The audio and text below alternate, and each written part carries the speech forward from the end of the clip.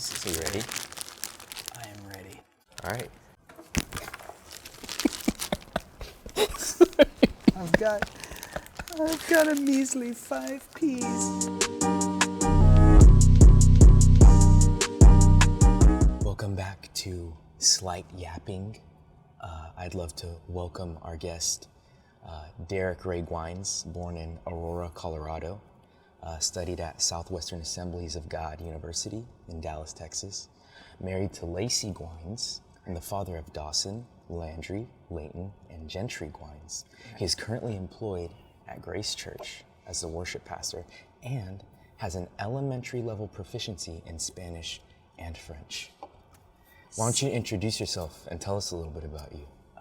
Me llamo Derek. Yep. As you said, I am the father of Dawson, No way. Landry, Layton, and Gentry. Well, today we're talking about Samuel. You know who that is? But before we even get to talking about Samuel, I want to talk about position. We're going to be talking about position. Did you play any sports growing up? I did. I played basketball.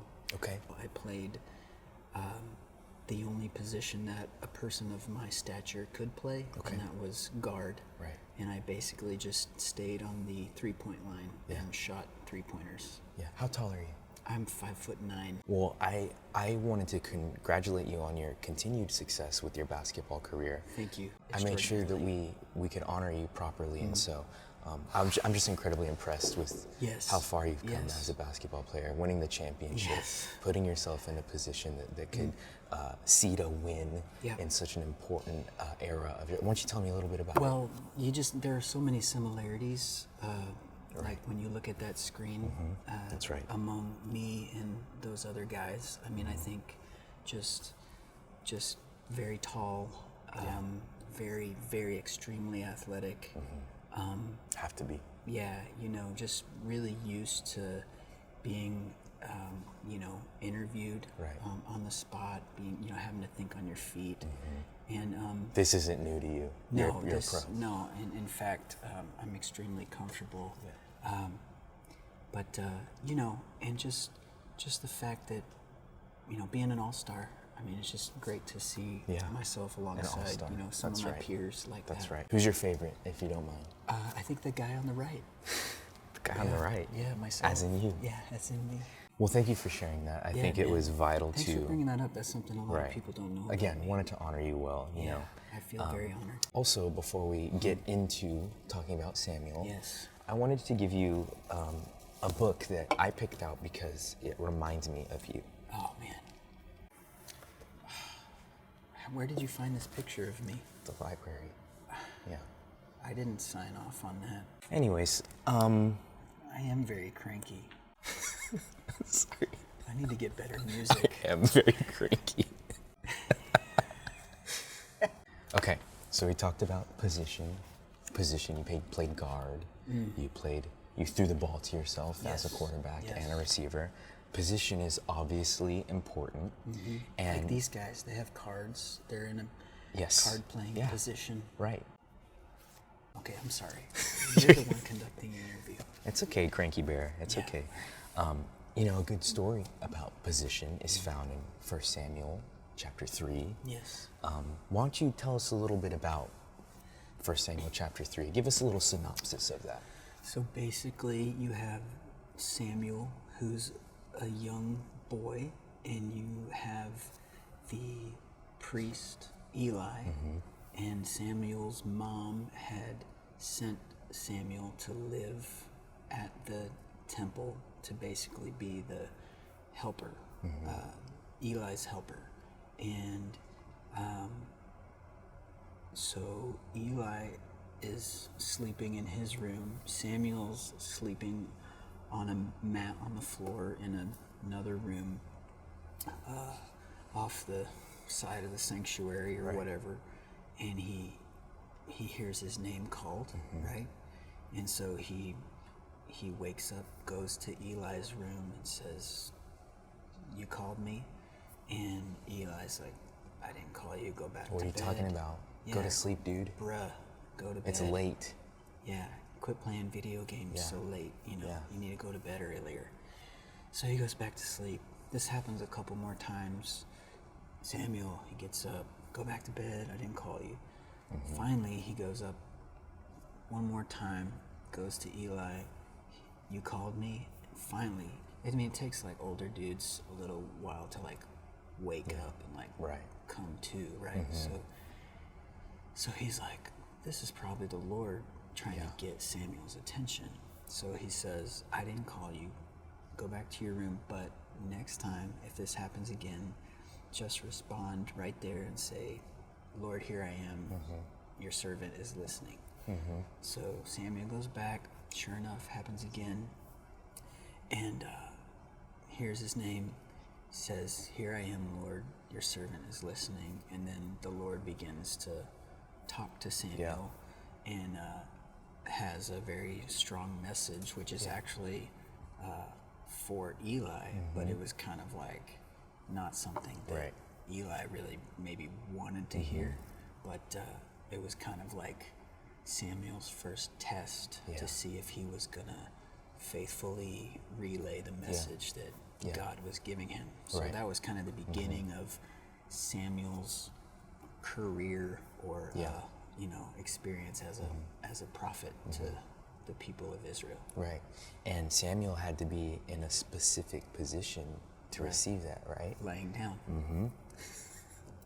Like I'm 3 saying, times. That's why I like to lie down so much. Okay, that makes sense now. Hear from God. Can you think of a time in your life where you were not in the position to receive something and you might have missed out on it? I think about like when I was in school, and I had a tendency to be like the class clown and like try to be funny. Would have never pegged you for that. You know, like I'm Cranky maybe, but like I'm such a serious person that like a lot of people have a hard time picturing me as like smiling. I certainly do. Yeah, it's difficult, and frankly, I don't like people to see me smile because my dentist is a little sketch. But shout out.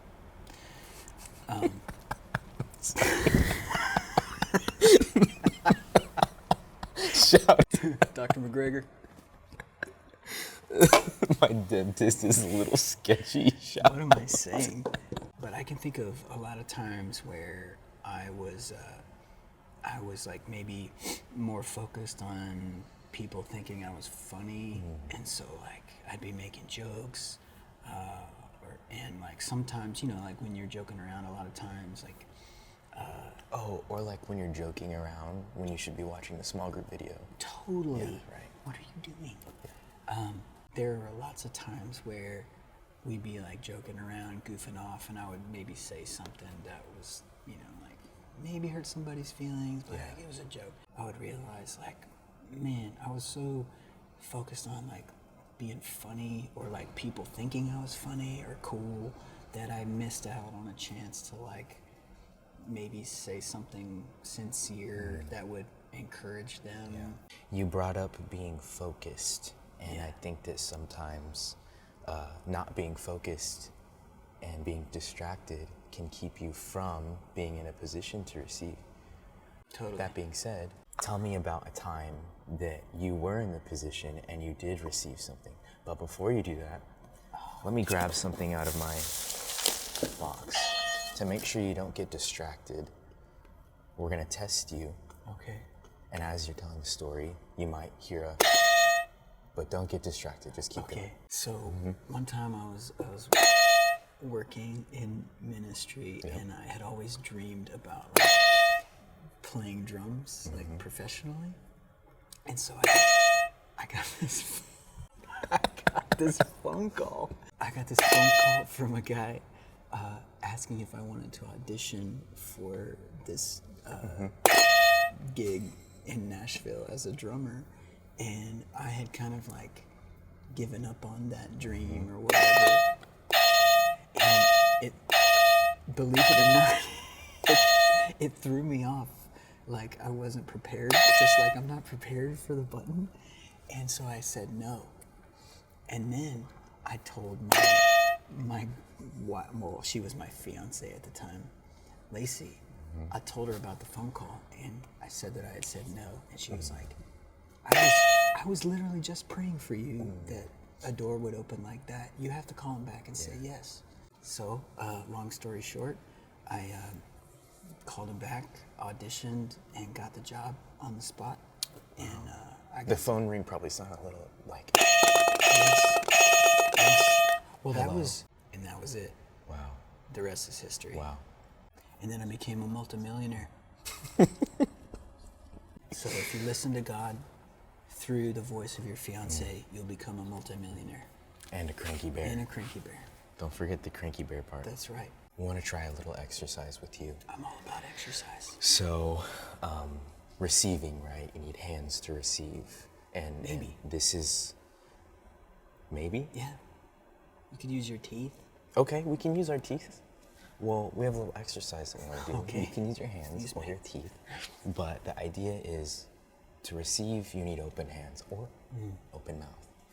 We're going to throw things at you, and you're going to try to catch them, Love to it. receive them. I love okay. it. Okay. So you ready? I am ready. All right.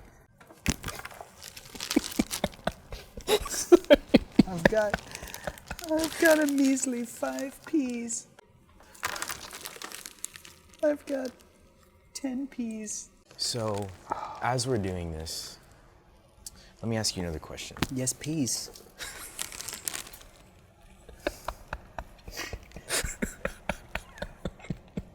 I can't, bro. What are some practical ways? They're falling down my shirt and now they're all cold. You looked at me so funny. Okay. My tummy is cold.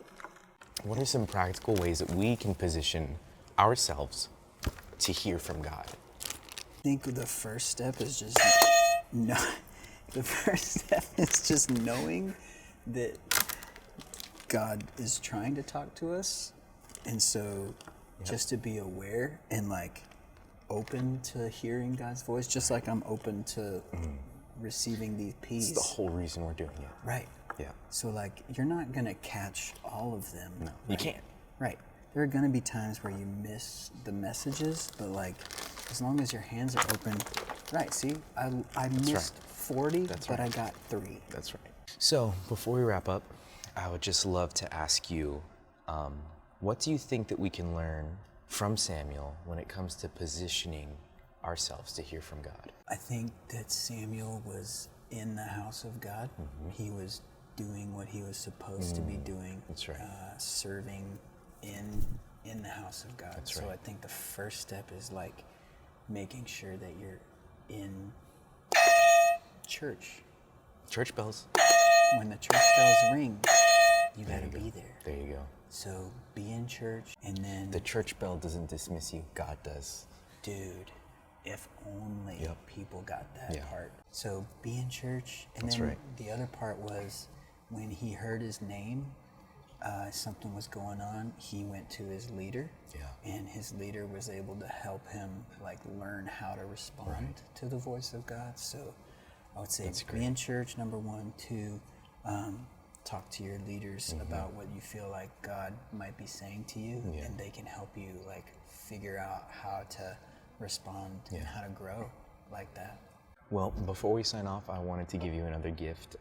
We know you love hats, so I'm a fan of I the think hat. this is a great send-off because it just Dude, it screams Derek to me. it does. And to me. Put it on. I want to see it. Yeah. Well, thank you guys for joining us for today's episode of Slight Yapping. We'll see you tomorrow when we Slight talk yapping. about hearing from God.